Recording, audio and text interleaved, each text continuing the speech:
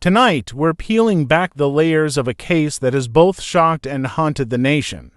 Imagine a quiet November night in Moscow, Idaho, when everything changed.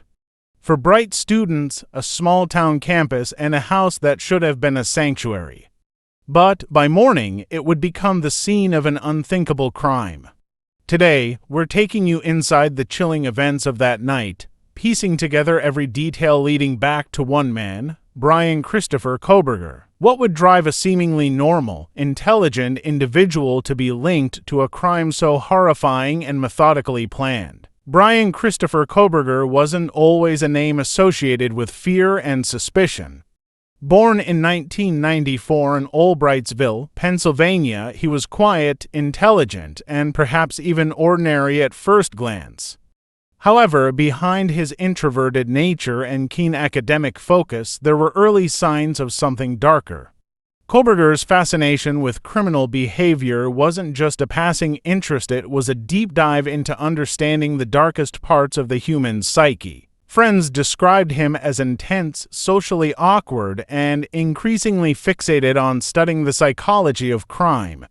His academic journey seemed to grow more unsettling, hinting at a fascination not only with crime itself but with the perpetrators' minds. Driven by his obsession with understanding criminal minds, Bryan entered DeSales University, where he majored in criminology and went on to pursue a master's degree.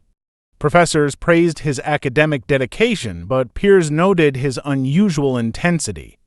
Kohberger's graduate thesis examined the minds of offenders, focusing on their emotions during the commission of crimes. For many, this could have been just an academic pursuit, but for Bryan, it appeared as if he was peeling back the layers of something that felt too personal, as if he were studying not only the behaviors of others but preparing himself with each lesson. And now, we arrive at that fateful November night.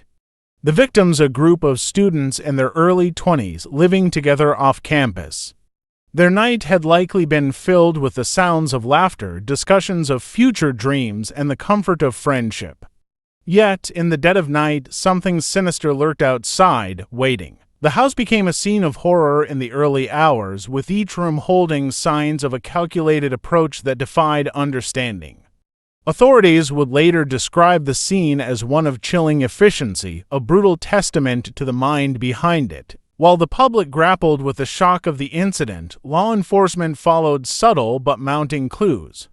Within weeks, surveillance footage, digital footprints, and the methodical nature of the crime pointed toward someone who understood investigative methods. Bryan Kohberger, an outsider with a deep knowledge of criminology, became a person of interest. His behavior was meticulously observed, trips across state lines, late-night movements, and details from phone records began to form a web of evidence around him. But it was DNA, the silent witness, that would become the key to breaking this case wide open. Investigators, familiar with the advancements in forensic technology, were able to collect DNA samples from the crime scene. These samples matched against public genealogy databases, traced back to Kohberger, establishing a nearly undeniable connection. Here was the breakthrough that brought decades of scientific progress to the forefront of a modern-day horror story. On December 30, 2022, law enforcement descended upon Kohberger, arresting him while he visited family in Pennsylvania. The reaction was swift, and the shock was palpable. How could someone so close to the academic study of law enforcement become the subject of a criminal investigation? News outlets covered the arrest with relentless detail, and a nation questioned how a criminology student could allegedly cross the line from study to practice in the most horrific way imaginable. As the case reached the courtroom, Kohberger's appearance and demeanor became a focus of analysis.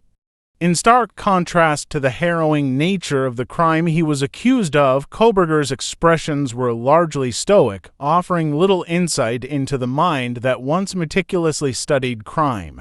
This trial, one of the most significant of its kind, saw both prosecution and defense work tirelessly, highlighting the complexity of a man who studied justice but may have walked a darker path. Bryan Kohberger's case is a reminder that evil can sometimes hide behind intelligence and knowledge. His capture and trial serve as a testament to the perseverance of forensic science and investigative dedication. But the questions remain. What drives someone to become both a student of the law and, allegedly, a violator of it?